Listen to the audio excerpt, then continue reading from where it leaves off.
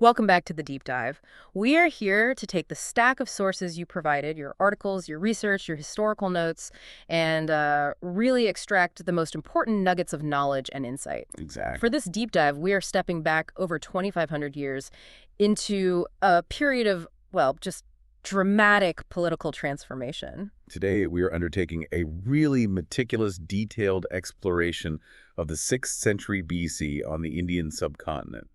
It's an era where the entire political map was being redrawn. Right.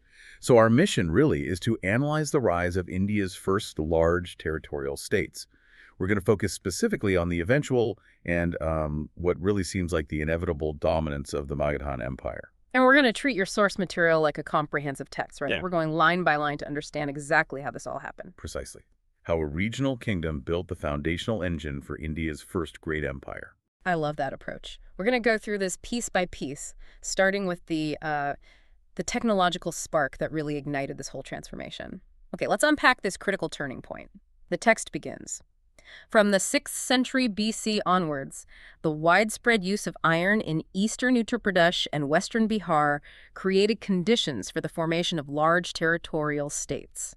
That single sentence is, it's basically the blueprint for the entire era. We're talking about the 6th century BC, so roughly 600 to 500 BCE. A critical moment. A critical moment where these smaller, more fluid tribal groups start giving way to massive fixed kingdoms. And what's absolutely crucial is the geography he mentions. Eastern Uttar Pradesh and western Bihar. Exactly. This wasn't some slow, even spread of technology across the continent.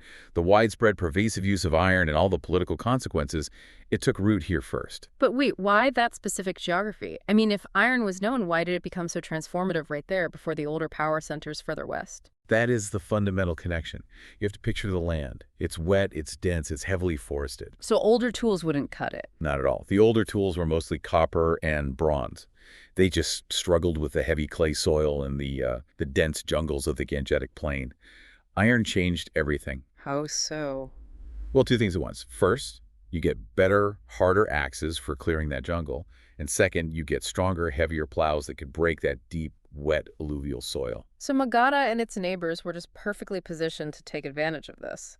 Perfectly positioned. They gained access to this highly fertile, virgin land that the older Kurupanchala states just didn't have in the same way. It was the engine for a sudden, massive increase in wealth in this one specific region. And the source confirms it had immediate military consequences, too. It wasn't just about farming. The source continues. Because of iron weapons, the warrior class now played an important part. Absolutely. Iron is just superior. It's less brittle, it's easier to produce consistently and cheaply. So while the agricultural tools gave the kingdom its wealth, the iron weapons gave the warrior class the means to conquer and defend that wealth. One feeds the other. It's a cycle.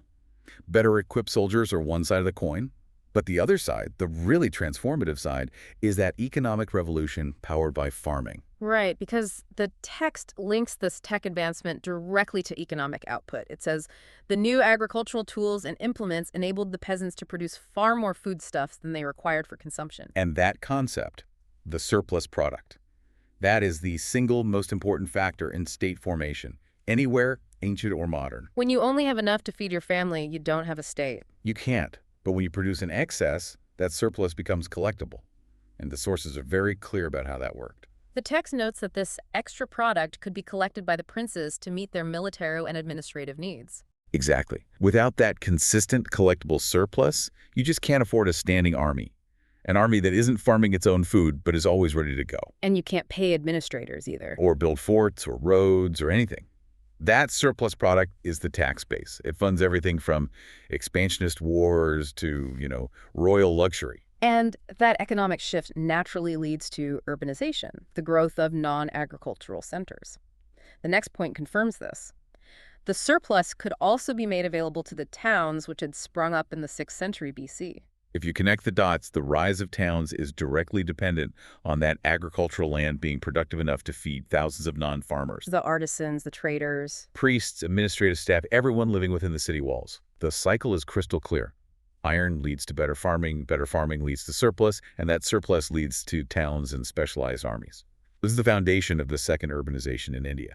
The final point on this contextual shift explains the loyalty structure that held it all together. These material advantages naturally enabled the people to stick to their land and also to expand at the cost of the neighboring areas. And this brings up a really important question about identity and ownership. It's crucial for understanding the whole era. What do you mean? Well, in the earlier purely tribal societies, loyalty was mostly about kinship. Your family, your tribe.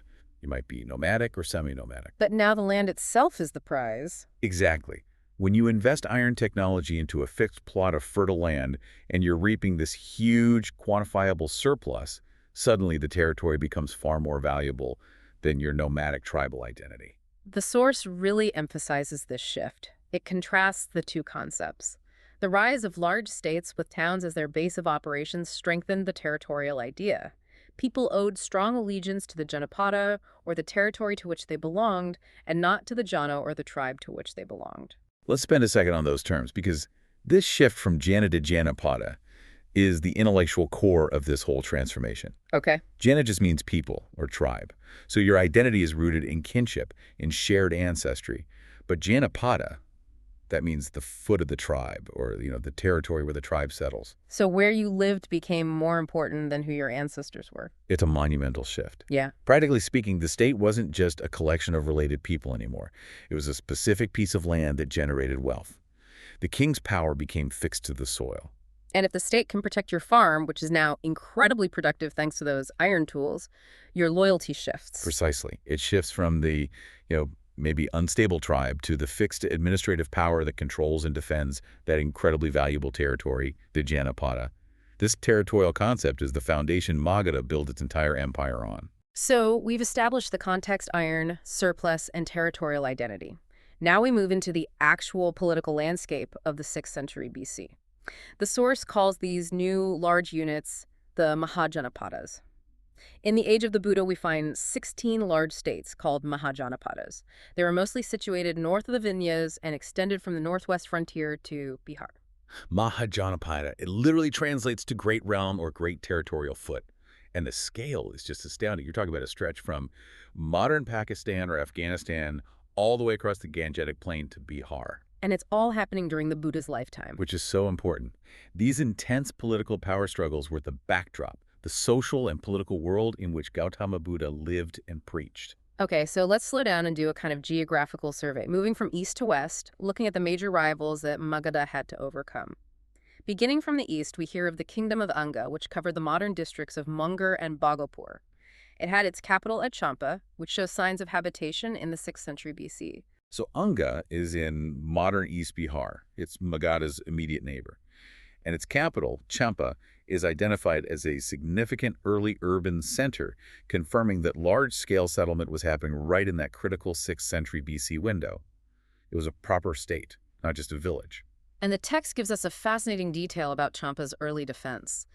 We find a mud fort about the 5th century BC. That mud fort dating to the 5th century BC, that's the physical evidence of the militarization we were just talking about. These new states had to physically define and defend their tax base. But the real story of Anga is its end. It is, the source tells us. Eventually, the kingdom of Anga was swallowed by its neighbor, Magadha. And that's Magadha's opening statement, isn't it? It's their mission statement. Right. Anga was their first conquest under Bimbisara. It immediately established Magadha's aggressive expansionist policy. If you were a neighboring state, the writing was on the mud fort walls. Magadha was coming for you. Next, we get the initial description of Magadha itself right next door. Magadha embraced the former districts of Patna, Gaya, and parts of Shahabad, and grew to be the leading state of the period. And those regions, Patna, Gaya, they become the core engine of the empire. We'll get into why later. But just to the north, you had a very different kind of power. North of the Ganga state in the division of Tirhut was the state of the Vajis, which included 8 clans. The Vajis Confederacy. This is a classic example of a republic, a Ganasanga. It operated by assembly, not by a single monarch. And the text notes it was a coalition of 8 different clans. And one of those clans was dominant. The most powerful were the Lichavis, with their capital at Vaishali, which is identical with the village of Basar in the district of Vaishali. Vaishali, modern Bazar, was the center of this really formidable republican power. And the Vajis, especially the Lichavis, were strong enough to constantly challenge the new Magadhan monarchy. They weren't just a passive neighbor. Okay, so moving west from that Magadha-Vaji rivalry, we hit the next major kingdom, Kashi. Further west, we find Kingdom of Kashi with its capital at Varanasi. Kashi, modern Varanasi, geographically vital. It's right on the Ganga, making it a natural hub for river trade and communication westward. And the archaeology lines up perfectly with our timeline. Excavations at Rajghat show that the earliest habitations started around 500 BC, and the city was enclosed by mud embankments about the same time. Again, just like Champa, around 500 BC you get large-scale settlement, and that crucial sign of state building, the defensive mud embankment, it shows Kashi was militarizing and urbanizing fast. Now, for the power dynamic involving Kashi, which was clearly fluid, in the beginning Kashi appears to be the most powerful of the states, but eventually it had to submit to the power of Kosala. And that just shows the complex jockeying for power going on. Kashi was dominant early, maybe because of trade routes, but resources, stability, military might. It allowed Kosala to eventually subdue them, which sets up the massive rivalry between Kosala and Magadha. So let's delve into Kosala, the kingdom that beat Kashi. Kosala embraced the area occupied by eastern Uttar Pradesh and had its capital at Shravasti, which is identical with Sahib Mahet on the borders of Gonda and Bahraich districts in Uttar Pradesh. Kosala covered a huge chunk of eastern UP. It was geographically massive. Yeah. Shravasti is its capital, but here we run into one of those interesting archaeological details that challenges our assumptions. Diggings indicate that Sahib Mahet did not possess any large settlement in the 6th century BC, but we see the beginnings of a mud fort. It's a fascinating contradiction, isn't it? It suggests that while Kosala was politically established and militarily active, you can see that from the early mud fort, its capital, Shravasti, might have developed into a huge city later than places like Champa or Kashi. So their political reach outstripped their urbanization, maybe. It hints at a complex, nonlinear development for sure. The source also connects Kosala to legendary importance, even while it tempers the timeline with facts. Kosala contained an important city called Ayodhya, which is associated with the story of the Ramayana.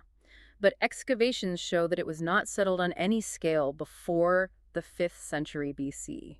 A perfect illustration of the historian's challenge. You have this vast literary tradition, the Ramayana's association with Ayodhya, and then you have the hard archaeological data. And the evidence here suggests Ayodhya's large-scale settlement came a bit later than that foundational political burst of the 6th century. Kosala also had significant influence over another major republican state. Kosala also included the tribal republican territory of the Shakyas of Kapilavastu. This is a monumental connection. It ties this political geography directly to the origins of a world religion. The Shakyas were a small but influential republic, sort of operating in the orbit of the larger Kosalan kingdom, and their significance, of course, is all about their most famous member. The text gives identification details for their capital. The capital of Kapilavastu has been identified with Piprawa in Basti district. Habitation at Piprawa is not earlier than c. 500 BC Lumbini, which lies at a distance of 15 kilometers from Piprawa in Nepal, served as another capital of the Shakyas. Again, that 500 BC marker is key for the earliest settlement at Piprawa. So the political life of the Shakyas was unfolding at the exact same time the Mahajanapadas were consolidating their power. And the definitive confirmation comes from later history, the source states. An Ashokan inscription, it is called the birthplace of Gautama Buddha, and it was here that he was brought up. That Ashokan inscription from the Mauryan Empire, which is the direct successor to Magadha, it's a permanent marker. It confirms the birthplace of Gautama Buddha at Lumbini. So this small republic, under Kosalan influence, holds a historical significance far, far beyond its political or military power. Moving on from the Shakyas, we read about the Mallas, another republican clan. In the neighborhood of Kosala lay the republican clan of the Mallas, whose territory touched the northern border of the Vajji state. So they were caught right in the middle, geopolitically congested, you could say, right next to the massive Kosalan kingdom and the powerful Vajji's confederacy. And the Mallas, like the Shakyas, are central to the Buddhist narrative. One of the capitals of the Mallas lay at Kushinara, where Gautama Buddha passed away. Kushinara is identical with Kasya in Deoria district. So you have the birth, Lumbini, and the death, Kushinara, of Gautama Buddha, both happening within this volatile, competitive landscape of emerging republics and great kingdoms. Okay, let's just summarize this eastern power block for a moment. We've got Magadha, the rising monarchy, facing the Vajji's republic to the north, and Anga to the east, which they've already conquered. Further west is the enormous Kosala, which absorbed Kashi. This is a very congested, resource-rich area. That's a perfect summary. The pressure cooker is definitely in the east. Now, as we move further west, the terrain changes, and the political actors have a slightly older, perhaps more traditional lineage. Further west, we encounter the Vatsas. Further west lay the kingdom of the Vatsas, along the bank of the Yamuna, with its capital at Kaushambi near Allahabad. Their capital, Kaushambi, near modern Prayagraj, has this inherently strategic geography. It sits on a major artery controlling trade and movement. The text explains the choice of capital. Kaushambi was chosen because of its location near the confluence of the Ganga and the Yamuna.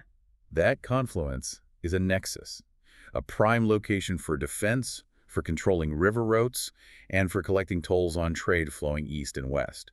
But the Vatsas also carry this specific historical lineage back to the Vedic period. Right. They were rooted in an older tradition. The Vatsas were a Kuru clan who had shifted from Hastinapur and settled down at Kaushambi. It's a fantastic piece of historical continuity. The Kurus were central figures in the later Vedic period, associated with the epic literature. This shows that while the political center of gravity was shifting east, these traditional ruling clans were adapting, moving to better resourced areas to maintain their power. And speaking of older traditions, the text notes the decline of former giants. We also hear of the older states of the Kurus and the Panchalas, which were situated in western Uttar Pradesh, but they no longer enjoyed the political importance which they had attained in the later Vedic period. By the 6th century BC, political and economic gravity had just decisively shifted east. Kuru and Panchala couldn't compete with the sheer agricultural wealth and iron resources available in the middle and lower Gangetic plains. Technology and geography were the decisive factors, not just ancient lineage. Finally, we have to look at the westernmost rival that concerned Magadha, Avanti. In central Malwa and the adjoining parts of Madhya Pradesh lay the state of the Avantis. It was divided into two parts. The northern part had its capital at Ujjain and the southern part at Mahishmati. Avanti, centered in Malwa, was geographically distant but powerful enough to be a very serious threat. And note the formal division, Ujjain in the north and Mahishmati in the south, both major urban centers. The sources highlight their technological and military strength, which really mirrored Magadha's own engine of growth. Excavations show that both these towns became fairly important from the 6th century BC onwards, though eventually Ujjain surpassed Mahishmati. It developed large-scale working in iron and erected strong fortification. This is the critical linkage. Avanti was Magadha's true counterpart. They had iron resources, they industrialized with large-scale ironworking, and they were state builders with strong fortifications at Ujjain. This economic and military parity is precisely why Avanti is labeled Magadha's most serious rival. It sets the stage for a century-long struggle for supremacy. That sets the scene perfectly. We have these Mahajanapadas, but the field quickly narrows to four major powers: Magadha, Kosala, Vatsa, and Avanti. And the text is clear about who won. The political history of India from the 6th century BC onwards is the history of struggles between these states for supremacy. Ultimately, the kingdom of Magadha emerged to be the most powerful and succeeded in founding an empire. The sources confirm the outcome. Magadha won. So now we have to dissect the strategies, the leaders, and the critical moments that made that victory happen, starting with the ruler who kicked it all off. The source begins with the Haryanka dynasty. Magadha came into prominence under the leadership of Bimbisara, who belonged to the Haryanka dynasty. He was a contemporary of the Buddha. Bimbisara, ruling from roughly 524 to 492 BC, he's the strategic architect of Magadhan expansion. And placing him as a contemporary of the Buddha just helps anchor his reign in the middle of that great cultural ferment we were just discussing. His reign introduced the core doctrine of Magadhan statecraft, a policy of continuous expansion. He started the policy of conquest and aggression, which ended with the Kalinga War of Ashoka. It's a policy that spans centuries and multiple dynasties. It confirms a sustained state objective, relentless expansion and consolidation. And the first major conquest was Anga, their eastern neighbor. Bimbisara acquired Anga and placed it under the viceroyalty of his son Ajatashatru at Champa. This is just textbook state building. You conquer your weakest, most immediate neighbor, secure your eastern flank, absorb its resources. But the administrative strategy is equally important. Absolutely. He installed his heir, Ajatashatru, as a viceroy at the capital, Champa. This achieved two brilliant things. It provided critical, hands-on administrative experience for the crown prince, and it kept a watchful eye on the newly conquered territory. But Bimbisara wasn't just a military commander. He was a brilliant diplomat, using marriage alliances to secure his borders. The text says, he also strengthened his position by marriage alliances. He took 3 wives. This tripartite strategy, conquest, administration, diplomacy, it's the hallmark of effective empire founding. Bimbisara made sure that before he launched any major conflicts, his flanks were either secured by marriage or under his direct control. And the diplomatic payoffs were huge. Let's look at the first one. His first wife was the daughter of the king of Koshala and the sister of Prasenajit. The Koshalan bride brought him as dowry a Koshala village, yielding a revenue of 100,000, which suggests that revenues were collected in terms of coins. That is a staggering prize. Marrying into the royal family of Kosala Magadh's main rival temporarily neutralized that massive northern threat. But the detail about the dowry is so crucial. A village yielding 100,000 revenue in coins just underscores the growing monetary economy. This was a massive influx of liquid wealth. Which bought him a free hand to deal with other states. Strategic genius, pure and simple. His second marriage tackled the powerful Republican threat to the north. His second wife, Chalana, was a Lichavi princess from Vaishali who gave birth to Ajatashatru. Marrying Chalana, a princess of the powerful Lichavis, was a direct move to pacify the aggressive Vejez confederacy. This move bought Bimbisara time and prevented a costly war in the north. And the third marriage was to secure the western frontier. And his third wife was the daughter of the chief of the Madra clan of Punjab. Even though they were distant, this third marriage secured diplomatic relations further west. The source sums it up perfectly. These marriages gave him enormous prestige and paved the way for expansion. He secured peace through diplomacy, freeing his resources for aggression. But his most serious rival remained Avanti in the west. Magadha's most serious rival was Avanti, with its capital at Ujjain. Its king, Chandapradyota Mahasena, fought Bimbisara, but ultimately the two thought it wise to become friends. And this pragmatic diplomacy is a testament to Bimbisara's maturity. He knew a confrontation with Avanti, a state just as strong in iron production, would be mutually destructive. So he secured peace through a really unusual but highly strategic act of goodwill. The source gives the specific story about this. It was reported that Bimbisara sent his royal physician Jivaka to Ujjain. Yes.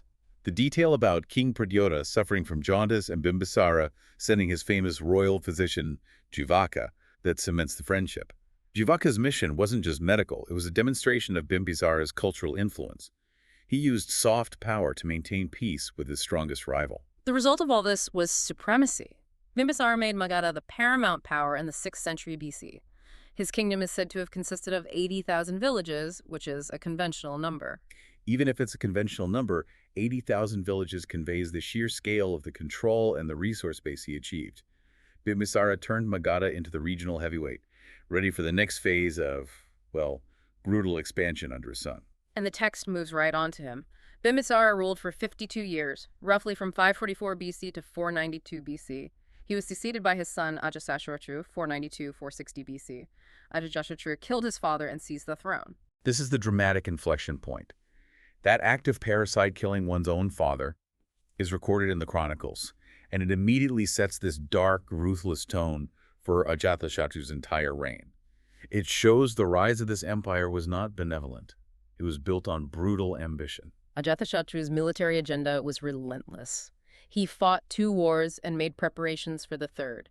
Throughout his reign, he pursued an aggressive policy of expansion. And this aggression immediately shattered the careful diplomatic peace his father had built. The first target was the alliance Bimbisara had secured with his very first marriage. This provoked against him a combination of Kashi and Kosala. There began a prolonged conflict between Magadha and Kosala. Ultimately, Ajatashatru got the best of the war, and the Koshalan king was compelled to purchase peace by giving his daughter in marriage to Ajatashatru and leaving him in sole possession of Kashi. What a reversal of fortune and strategy. Ajatashatru uses raw military force to subdue Kosala, and then, ironically, uses the exact same diplomatic tool of marriage to cement his victory. He forced the Koshalan king to surrender his daughter and complete control of Kashi. It just shows Magadha's military power had grown to be unquestionably superior. Absolutely. He turned a former ally into a subordinate territory, and he was just as ruthless with his own kin. Ajatashatru was no respecter of relations. Although his mother was a Lichavi princess, this did not prevent him from making war against the Vajis, and finally destroyed their independence. This was the ultimate showdown with the Vajis confederacy. Ajatashatru correctly saw that the powerful republic to the north was a fundamental obstacle to Magadhan supremacy. Diplomacy was over. Yeah. Military might was the only option. And the source notes how difficult this war was. He created dissensions in the ranks of the Lichavis. It took him full 16 years to destroy Vaishali. 16 years. That is an incredibly long time to subdue a neighboring state. It just emphasizes how powerful and resilient the Vajis really were. This wasn't a quick skirmish. It was a grueling, resource-intensive campaign that tied up Magadha's military for over a decade and a half. And this long war is what showcases Magadha's technological edge. The source specifies the new war machines Ajatashatru used. Quote, he succeeded in doing so because of an engine which was used to throw stones, like catapults. He also possessed a chariot to which a mace was attached. This is a deep dive into ancient military tech and innovation. We're talking about proto-siege weaponry developed specifically to beat the Vajis' defenses. The throwing engine is basically a forerunner of the catapult. Imagine the tactical shock of being able to hurl heavy stones to break down their defenses from a distance. But what about the mace chariot, the Rathamusala? What was that? The mace chariot, or Rathamusala, was designed for shock warfare, for clearing infantry. It was likely a heavy chariot with a fixed heavy mace or maybe scythes attached to the sides or wheels. Right. It wasn't for skirmishing. It was designed to tear violently through formations, causing terror and massive casualties. So having these weapons proves their technological superiority. It's the final factor needed to subdue the Vajis after that 16-year slog. Even after that huge victory, Ajatashatru still faced a strategic threat from the west. Ajatashatru faced a stronger rival in the ruler of Avanti. Avanti had defeated the Vatsas of Kaushambi and now threatened an invasion of Magadha. To meet this danger, Ajatashatru began the fortification of Rajgir. Avanti, having swallowed the strategically important Vatsa's kingdom, was now dangerously close. So Ajatashatru's response was purely defensive fortification of his capital, Rajgir. Ruthless in offense, but strategically cautious in defense. Now we move to the next generation, Udayan, whose contribution was arguably one of the most critical long-term moves of the dynasty.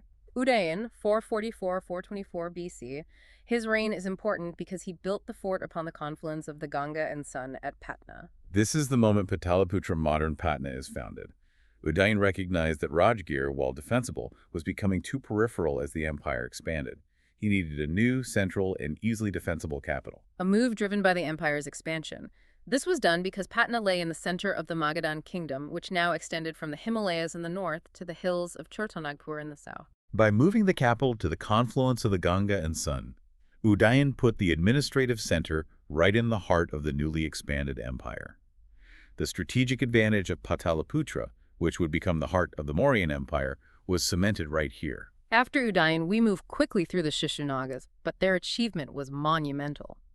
Udayan was succeeded by the dynasty of Shishunagas, who temporarily shifted the capital to Vaishali.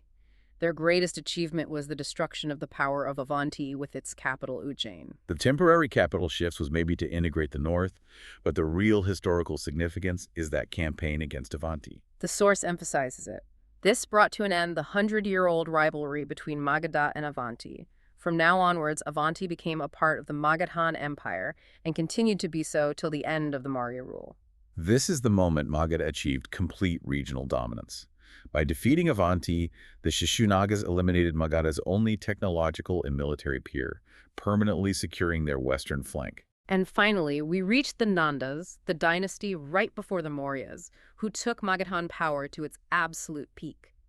The Shishunagas were succeeded by the Nandas, who proved to be the most powerful rulers of Magadha.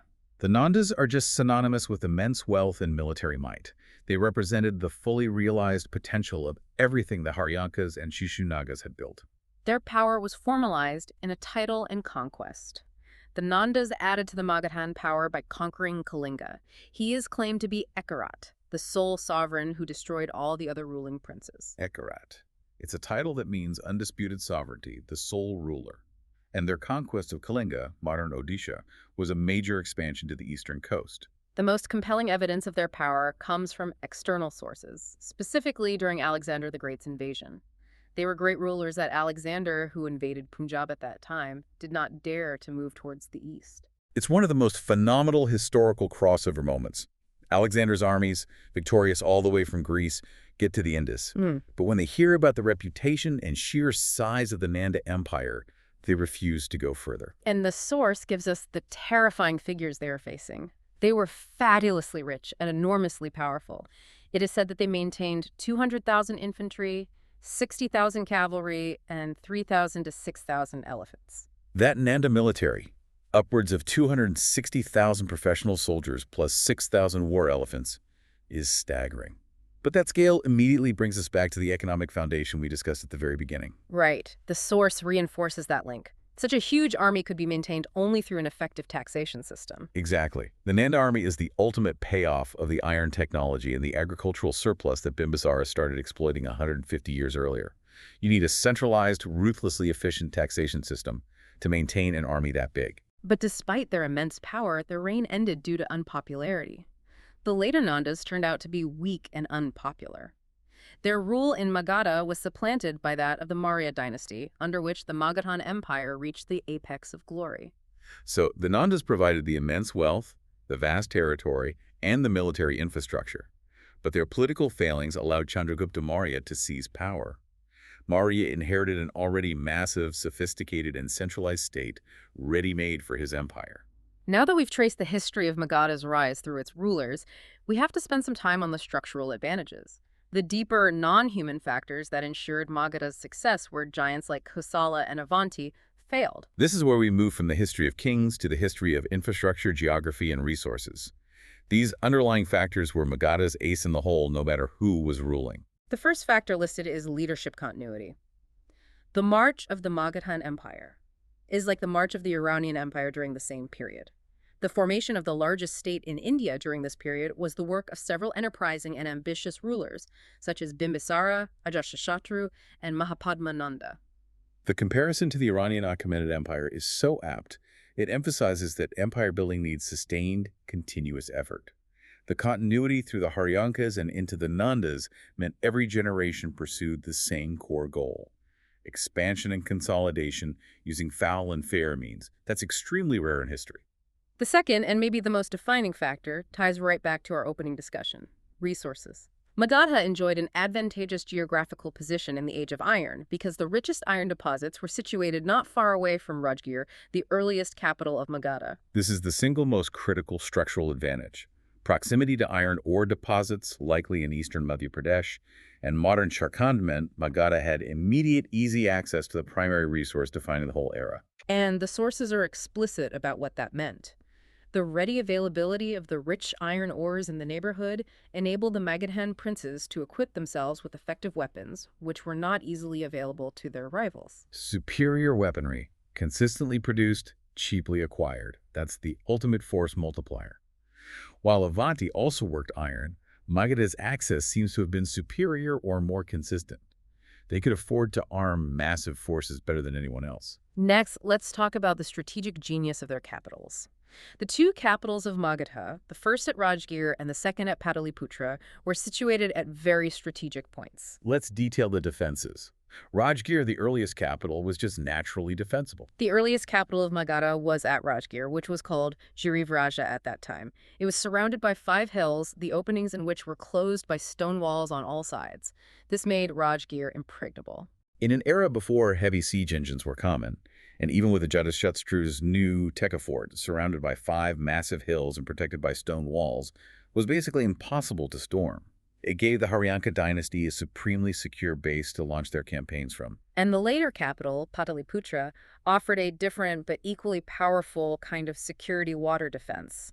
Pataliputra was situated at the confluence of the Ganga, the Gandak, and the Sun, and a fourth river called the Gagra joined the Ganga not far from Pataliputra. The location of Pataliputra is just phenomenal. It controls 4 major waterways, making it a Jaladurga, a water fort.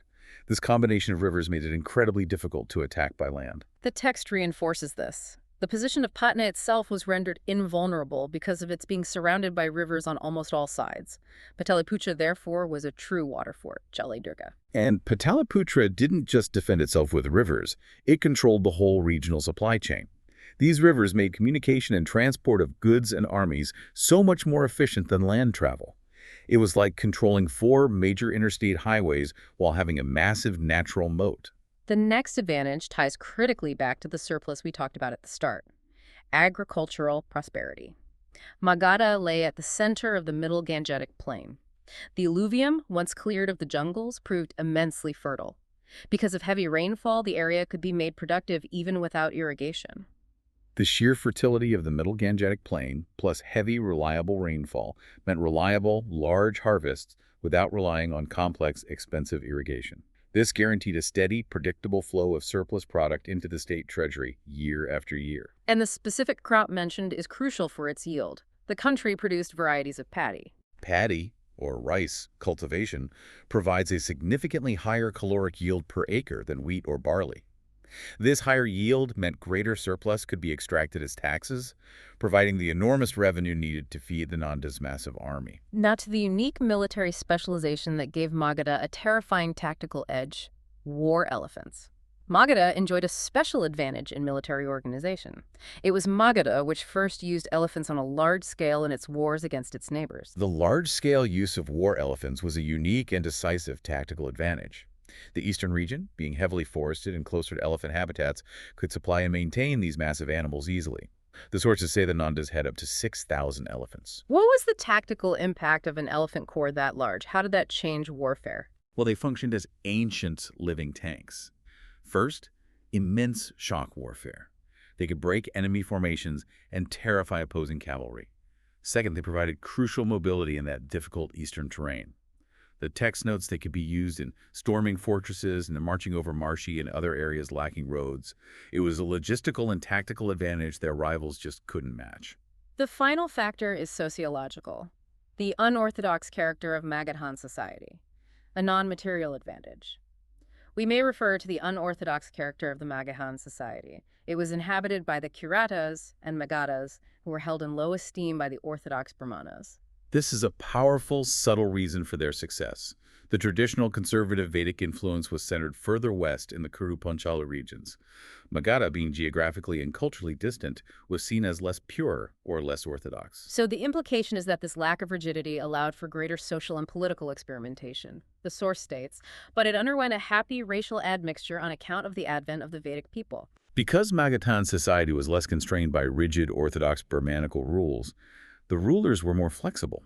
They were open to new ideas, new leaders, and they were, as the text concludes, more enthusiastic for expansion than the kingdoms which had been brought under the Vedic influence earlier. This social flexibility allowed them to adapt faster and forge the first empire. So if we synthesize all of this, the leadership, the access to iron, the water fort capitals, the rice surplus, the elephants, and the social flexibility, it really provides a comprehensive explanation for why Magadh succeeded where everyone else failed. It was a perfect storm of geography, technology, and ambition. Right. To review our core takeaways, the 6th century BC was transformed by iron, which created an unprecedented agricultural surplus. This surplus financed armies and urbanization, shifting loyalty from tribe or jana to fixed territory or Janapada. And Magadh's success was built on those three pillars: Strategic geography, the iron and the impregnable capitals; military innovation, siege engines and elephants; and dynamic, ruthless leadership, Bimbisara, Ajatashatru, and the Nandas. the continuity of that expansionist policy over 2 centuries, starting with Anga and culminating in that Alexander deterring army, it created an unstoppable momentum. And that combination forces us to ask a final, provocative question. We saw how other states like the Vatsas were strategically placed, and Avanti had iron tech, but Magadh combined all of these advantages. So how often in history does total political domination come down not just to brilliant leaders, but to being geographically positioned to exploit the latest technology, in this case iron, and the most crucial resources? What's the modern equivalent? What natural resource or technological advantage today acts as the geographical equivalent of Magadh's strategic iron ore deposits? Something localized, critical, and easily exploitable that's fueling a geopolitical shift. Something to consider as you process this deep dive into the making of the first Indian Empire. That's a compelling thought experiment to leave us with. Thank you for walking us through this incredible historical transformation line by line. It was my absolute pleasure.